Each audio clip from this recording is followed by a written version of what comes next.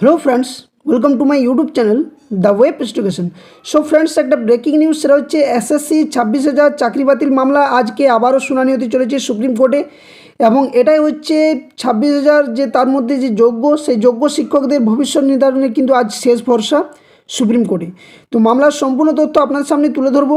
এখানে কোন বিষয়গুলো নিয়ে এই মামলা হতে চলেছে, এসএলএসটি পরীক্ষা কি বন্ধের মুখে এই মামলার মধ্য দিয়ে, কখন শুনানি হতে চলেছে এই মামলা, তার সম্পূর্ণ ভিডিওদের মধ্য দিয়ে আপনাদের সামনে তুলে ধরার চেষ্টা করা হবে। তো অবশ্যই ভিডিওটা শেষ পর্যন্ত দেখবেন এবং যারা চ্যানেলে নতুন আছেন অবশ্যই চ্যানেলটি সাবস্ক্রাইব করবেন এবং পাশে থাকা বেল নোটিফিকেশনও করবেন। তো চলুন প্রথমত আমরা দেখা যাক যে সুপ্রিম কোর্টে যে ওয়েবসাইটে সেখানে কি দেখাচ্ছে, কত নম্বর সিরিয়াল রয়েছে, কখন শুনানি হবে, কোন কোন বিচারপতির ডিভিশন বেঞ্চে মামলার শুনানি হতে চলেছে সেটা আগে দেখা যাক। তারপর আমরা বাংলাতে এর সম্পূর্ণ ব্যাখ্যা আলোচনা করব যে মামলাগুলো কোন কোন বিষয় নিয়ে হতে চলেছে, এই মামলার যে গুরুত্ব কতখানি, আজকেও কি আবার এই মামলা পুরোপুরি খারিজ করে দেবে সুপ্রিম কোর্টের ডিভিশন বেঞ্চ, তার ডিটেলস তথ্য আলোচনা করব। তো অবশ্যই ভিডিওটি লাইক করবেন, একটা নতুন হয়ে থাকলে অবশ্যই একটা সাবস্ক্রাইব করবেন এবং সাবস্ক্রাইব করার সাথে সাথে যতটা পারবেন ভিডিওটা বাকিদের সাথে শেয়ার করে সকলকে তথ্যটা জানিয়ে দেন। ওকে, তো আমরা সুপ্রিম কোর্টে যে ওয়েবসাইট সেখানে ডেলি কজ লিস্টেড সেখানে আমরা দেখতে পাচ্ছি যে বিষয়টা সেটা হচ্ছে এই যে ডায়েরি নাম্বার হচ্ছে 46049/2025। এটা হচ্ছে এই মামলার ডায়েরি নাম্বার, যেটা বিবেক পারিয়া versus the states of West Bengal নিয়ে এই মামলাটা কিন্তু আজকে কিন্তু এই মামলার শুনানি হতে চলেছে। তো এটা একটা এসএলপি। তো এখানে 21 তারিখ, আজকে 21/8/2025 এই মামলার শুনানি হবে, যেখানে honourable mister justice Sanjay Kumar এবং অনারেবল মিস্টার জাস্টিস সতীশ চন্দ্র শর্মার ডিভিশন বেঞ্চে মামলার শুনানি হবে। সিরিয়াল নাম্বার 17তে মামলার শুনানি হতে চলেছে এবং এখনও পর্যন্ত এটা মোশন হিয়ারিং, কিন্তু অবশ্যই এটা আজকে শুনানি হবে। তো এই মামলাতে পিটিশনার অনেকেই রয়েছেন, যার মধ্যে বিবেক পারিয়া রয়েছে, বাবলু আলী খান রয়েছে। তো অনেকে এই মামলার মধ্যে দিয়ে পিটিশনার 8 জন এখানে পিটিশনার দেখাচ্ছে। আমরা যদি পরের পেজে নেক্সট পেজে যদি যাই তাহলে দেখতে পাবো যে মামলার যে বিষয়টা রেসপন্ডেন্ট কারা কারা রয়েছেন। তো এই মামলাতে যারা রেসপন্ডেন্ট রয়েছে সেটা হচ্ছে the states of West Bengal রয়েছে, দ্য প্রিন্সিপাল সেক্রেটারি রয়েছে, the West Bengal central school service commission, the secretary রয়েছে, the commissioner of school education রয়েছে, the director of school education, the West Bengal board secondary education, the president. এইভাবে কিন্তু অনেকে রেসপন্ডেন্ট রয়েছে এই মামলা। তো মূলত বোঝা যাচ্ছে যে এই মামলাটা যে শেষ ভরসা, কারণ এর আগে গত 19 তারিখে যে মামলা খারিজ করে দেয় তারপর কিন্তু আজকে শেষ সম্বল হতে চলেছে এই সুপ্রিম কোর্টে, যে 26,000-এর মধ্যে যারা যোগ্য তার যোগ্য নির্ধারণে কিন্তু আজকে শেষ সুযোগ। এখানে পরীক্ষা বাতিল হবে নাকি কী হবে সেটা নিয়ে এখনও পর্যন্ত প্রশ্নচিহ্ন থাকছে। তো আমরা যদি ডিফল্টে দেখতে পাই তো একটার পর একটা কিন্তু সিরিয়াল নাম্বার দেওয়া রয়েছে। সিরিয়াল নাম্বার 1-এ যে ডিফল্ট সেটাও দেখতে পাবেন আপনারা। এখানে রিমার্কস কী রয়েছে না, correct the shorts cause title throughout the petition add extra with respondent and remove extra from petitioner. অর্থাৎ আজকে এটা কিন্তু নোটিফিকেশানটা 19/8-এ হয়েছিল এবং এটা রিমুভ ডেট দেখতে পাচ্ছেন 20/8/2025, অর্থাৎ গতকালকে কিন্তু এটা রিমুভ করা হয়েছে এবং এই মামলাটা কিন্তু চলছে। তো একটার পর একটা সিরিয়াল নাম্বার আপনারা যদি যে ডিফল্ট লিস্ট সেই ডিফল্ট লিস্টে যদি আপনার কেস লিস্টে দেখেন তাহলে কিন্তু দেখতে পেয়ে যাবেন। তো অবশ্যই এই যে পিডিএফটাও আমার অফিসিয়াল যে টেলিগ্রাম চ্যানেলের লিঙ্ক ভিডিও ডেসক্রিপশানে দেওয়া থাকবে, ওখানে কিন্তু পুরো পিডিএফটা প্রোভাইড করা হবে। তো আমরা যে মূল বিষয় আজকে আলোচনা সেটা হচ্ছে এই মামলা কোন দিকে যাচ্ছে বা এই মামলার কোন ক্ষেত্রে করা হয়েছে, আদৌ কি এখানে যোগ্যদের ভাগ্য নির্ধারণের শেষ সুযোগে কি কোনো সম্বল দেখা দেবে কি দেবে না, নাকি 19 তারিখের মতো আবারও আজকের মামলা পুরোপুরি সুপ্রিম কোর্টে খারিজ করে দেবে ডিভিশন বেঞ্চে। তো ডিটেলস আমরা বাংলাতে প্রত্যেকটা যেভাবে কেস স্ট্যাটাসগুলো বা কেস যে বিষয়গুলো আমরা আলোচনা করি তা আপনাদের সামনে তুলে ধরার চেষ্টা করছি এই ভিডিওর মধ্য দিয়ে। তো এসএসসি কেস আপডেট, আজ সুপ্রিম কোর্টে আরেকটি এসএসসি মামলার শুনানি, শিক্ষকদের ভবিষ্যৎ বা ভাগ্য নির্ধারণের শেষ সুযোগ কিন্তু এটাই। তো মূল মামলার যে বিষয়টা সেটা একবার জানা যাক যে কী কী রয়েছে এই বিষয়ের মধ্যে। তো পশ্চিমবঙ্গ স্কুল সার্ভিস কমিশন অর্থাৎ এসএসসি সংক্রান্ত একটি গুরুত্বপূর্ণ মামলার শুনানি আজ ভারতের সুপ্রিম কোর্টে হতে চলেছে। বিবেক পারিয়া বনাম পশ্চিমবঙ্গ রাজ্য সরকারের এই মামলাটি, যার ডায়েরি নাম্বার আমরা আগে জেনেছি 46049/2025, যেখানে বিচারপতি সঞ্জয় কুমার এবং বিচারপতি সতীশ চন্দ্র শর্মার বেঞ্চে 17 নম্বর সিরিয়ালে তালিকাভুক্ত হয়েছে। এই মামলার দিকে তাকিয়ে আছেন রাজ্যের হাজার হাজার চাকরি প্রার্থী, কারণ এই রায়ের ওপরেই কিন্তু নির্ভর করছে তাদের ভবিষ্যৎ এবং আজকের শেষ সম্বল বলা চলে এসএসসি মামলার। তো মামলার মূল বিষয় কী রয়েছে, তো এই মামলাটি মূলত কলকাতা হাইকোর্টের একাধিক রায়কে চ্যালেঞ্জ করে দায়ের করা হয়েছে। মামলাকারীদের প্রধান কতগুলি অভিযোগ রয়েছে, যেখানে বলা রয়েছে 1 নম্বর সেটা হচ্ছে যোগ্যতার মানদণ্ড নিয়ে, অর্থাৎ যোগ্যতার মানদণ্ড পরিবর্তন নিয়ে একটা বিষয় তুলে ধরা হয়েছে এই মামলার মধ্যতে, যেখানে বলা হয়েছে যে 2016 সালের শিক্ষক নিয়োগ প্রক্রিয়ায় চাকরিরত প্রার্থীদের জন্য ন্যূনতম যোগ্যতার নম্বর 45% থেকে বাড়িয়ে 50% করা হয়েছিল।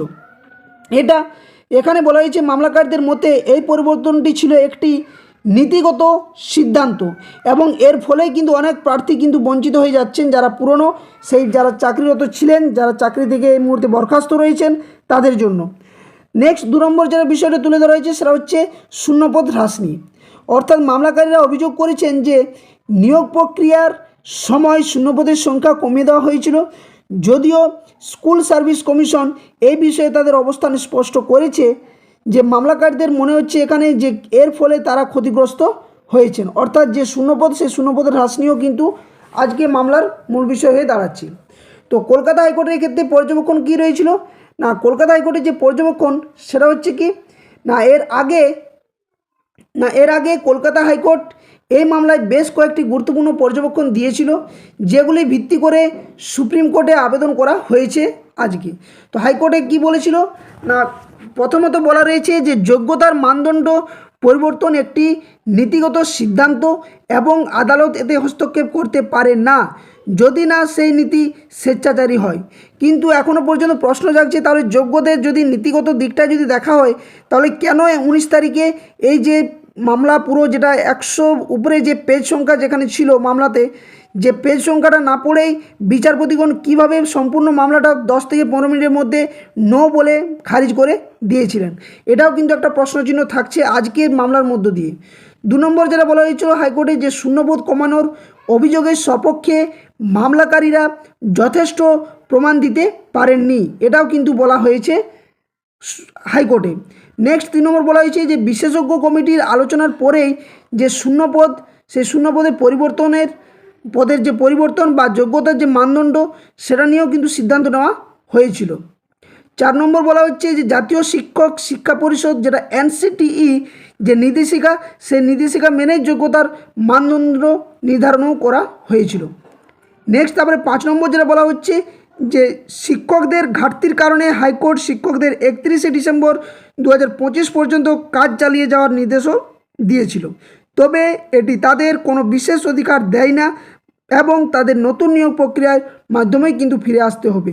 অর্থাৎ এই রায়গুলো কিন্তু হাইকোর্টে দিয়েছিল এবং যার ভিত্তিতে আজকেও কিন্তু এই মামলার শুনানি হতে চলেছে যে হাইকোর্টের দেওয়ার নীতি যদি সেখানে ধরে রাখা হয়, তাহলে কেন এখনও পর্যন্ত যোগ্য শিক্ষকদের পুনর্বহাল চাকরিতে ফেরাতে পারছেন না। সুপ্রিম কোর্টে আজকে কিন্তু এটাও প্রশ্ন থাকছে। তো আজকের শুনানির ক্ষেত্রে গুরুত্ব কী থাকছে না, আজকের শুনানিতে সুপ্রিম কোর্ট সিদ্ধান্ত নেবে যে কলকাতা হাইকোর্টের রায়গুলি বহাল থাকবে নাকি মামলাকারীদের আবেদন গ্রহণ করে যোগ্যতার মানদণ্ড 45% ফিরিয়ে আনা হবে। যদি সুপ্রিম কোর্ট মামলাকারীদের পক্ষে রায় দেয়, তাহলে অনেক চাকরি প্রার্থীর জন্য নতুন করে চাকরির সুযোগ তৈরি হতে পারে।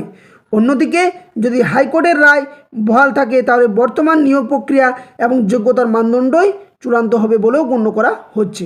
অর্থাৎ আজকে দুটো বিষয় হতে চলেছে, এক যদি হাইকোর্টের রায় মেনে নেয় তাহলে একটা বিষয়, এবং যদি যারা মামলাকারী তাদের পক্ষে যদি রায়টি যায় তাহলে কিন্তু আরেকটা বিষয় হয়ে দাঁড়াচ্ছে। তো এখানে বলা যায় যে এই মামলার রায়ে পশ্চিমবঙ্গের যে শিক্ষা ব্যবস্থার একটা বড় প্রভাব কিন্তু পড়তে চলেছে আজকের শুনানির মধ্য দিয়ে, যেখানে যোগ্যদের আদৌ এখানে শোনা হবে কি হবে না। এখন দেখার বিষয় যে সুপ্রিম কোর্ট কোন দিকে রায় দেয় এবং রাজ্যের হাজার হাজার চাকরি প্রার্থীর ভবিষ্যতেই বা কোন পথে চালিত হয়।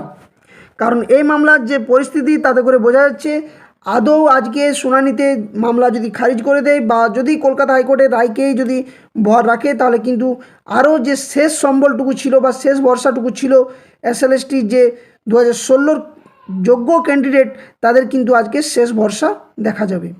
তো এর আগেও কিন্তু মামলা খারিজ করে দেয়, এর আগে দুটো মামলা পরপর খারিজ করে, যেখানে একটা আলাদাভাবে চূড়ান্ত সিদ্ধান্ত নেওয়ার কথা, সেখানে কিভাবে মামলা খারিজ হয় এবং যোগ্যদের কেন পরীক্ষা দিতে হবে এটা নিয়েও কিন্তু এখনও প্রশ্নচিহ্ন থাকছে। কারণ তাদের যে প্রিপারেশন এবং নতুনদের যে প্রিপারেশন তাদের মধ্যে একটা তফাৎ, এবং এই ফারাকের মধ্যে যোগ্যদের বলে দিতে হচ্ছে আজ এবং তার মধ্যে যে দুর্নীতি, যে এত যে দুর্নীতি ধরা পড়েছে, কিন্তু এখনও পর্যন্ত যারা দুর্নীতি করেছে তারা স্বচ্ছভাবে আবারও পরীক্ষায় না জানি বসবে, কিন্তু যোগ্যদের অবস্থা খুবই করুণ দশার মধ্য দিয়ে যাচ্ছে।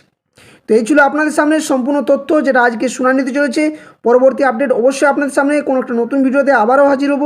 ততক্ষণের জন্য ধন্যবাদ। সকলে ভালো থাকুন, সুস্থ থাকুন। আর যারা চ্যানেল নতুন আছেন অবশ্যই চ্যানেলটি সাবস্ক্রাইব করবেন, পাশে থাকা বেল নোটিফিকেশন করবেন। এই ধরনের সমস্ত case update, news, educational news, সমস্ত তথ্য আপনারা পেয়ে যাবেন যথাসময়ে।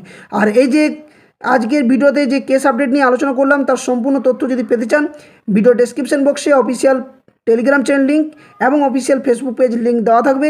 ওখানে অবশ্যই সকলে যুক্ত হয়ে যাবেন, ওখান থেকে সম্পূর্ণ তথ্য শেয়ার করা হবে।